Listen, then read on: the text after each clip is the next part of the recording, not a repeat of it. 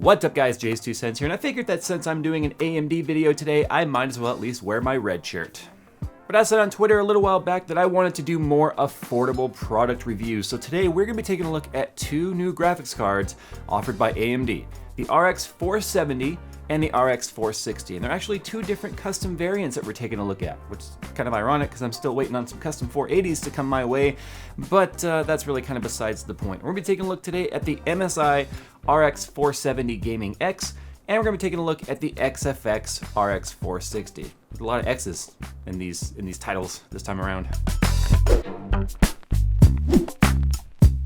With its wide 30Hz to 144Hz FreeSync refresh rate, the Nixius View 24-inch 1080p gaming monitor brings new meaning to buttery smooth gaming. Want to learn more? Then check out the links including my review down in the description. Now obviously the two cards I'm pitting against the RX 480 today are AIB, or add-in boards, which means they are custom-built cards designed by their respective manufacturers, in this case MSI and XFX. Now the RX 480 that I have is a reference card, which means there's no additional boost clock, there's no overclock applied. In fact, even the cooler can barely keep things under control. So to try and keep things fair, I did the exact same settings I did on the RX 480 review, which is where I bumped up the fan curve to try and keep it from doing any sort of dynamic frequency control and causing the core clocks to slow down.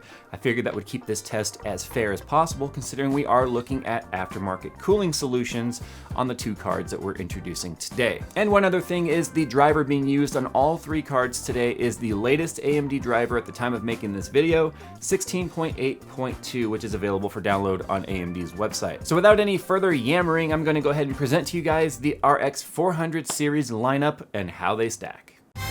Transition.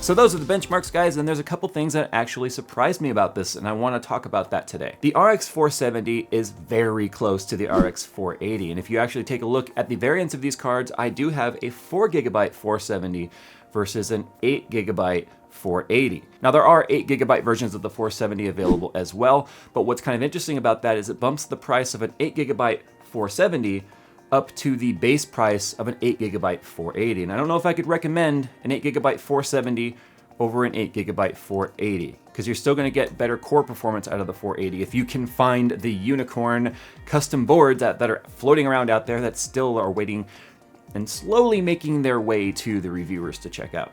So obviously I would have liked to have taken a look at a custom 480 versus custom 470 and 460.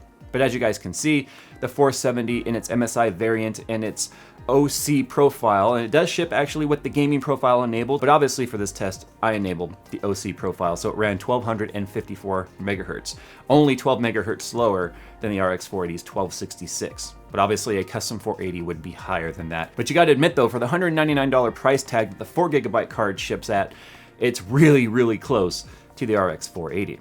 Now the other card obviously we took a look at here was the very budget-minded RX 460 from XFX. It's only a 2GB card, 128-bit memory bus, and really, it comes in at, I think today at about $129 based on Newegg pricing. You know, it's not going to really break necks when it comes to performance. In fact, the 2GB is a limitation in a lot of games if you start to turn up any of the settings, especially things like anti-aliasing. So the RX 460 really fits into the budget-minded gamer that's never gonna consider going above 1080p with it and is happy with medium to low settings. But then again, considering the fact that the card is completely silent, just like the RX 470, it makes no noise, it's a small card that makes the XFX RX 460 perfect for small form factor builds, travel systems, and even home theater PCs, because it can do 4K playback with no problem whatsoever, and it's absolutely silent. But in terms of gaming though, what you saw in those benchmarks were identical settings to every test I've ever done, which is pretty much maxing out the settings or getting fairly close to that. So the numbers you see with the 460